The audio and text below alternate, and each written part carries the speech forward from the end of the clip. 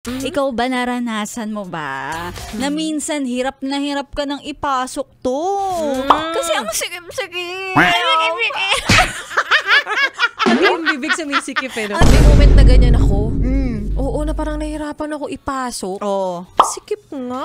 Kahit nilagyan ko na siya ng something, pero nararamdaman ko pa rin yung friction. Oo, kasi masakit to pag pinilit mo. Ay, siyang tunay. Oo. Huwag na natin ipasok kasi ang hirap talaga. Oo, nakakaiyak, diba? Nakakaiyak. Tsaka minsan, ikaw din, parang mapafrustrate ka. Gustong-gusto ko pa naman. Correct. Yun naman, diba? Gustong-gusto mo naman eh. Oo. Gustong-gusto mo naman. Sadyang, minsan lang talaga, ang sikip. Oo.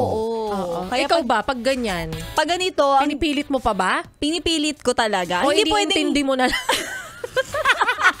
sabi ko, hindi. Gusto ko kailangan maipasok to kahit anong mangyari. Eh, paano kung may magtampo tas hindi mo nagawang Ay ipasok? nako, kahit pa magdugo yan, basta makapasok.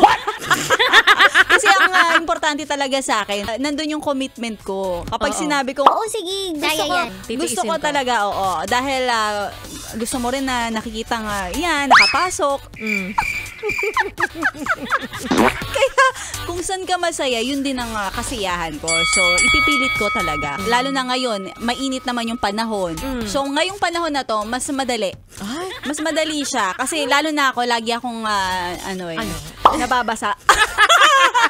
Kaya naman sa mga yes friend natin, kung anong iniisip nyo, ito po ay pawang pagmamahalan lang namin ni Laika Barisa. At syempre, ang pinag-uusapan natin for today ay kayo ba nararanasan nyo na sumikip din sa kamay ninyo, sa daliri nyo pag pinapasok ang sing-sing?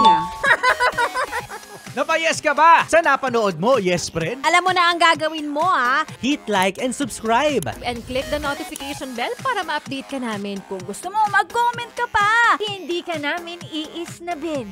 Go, yes, friend!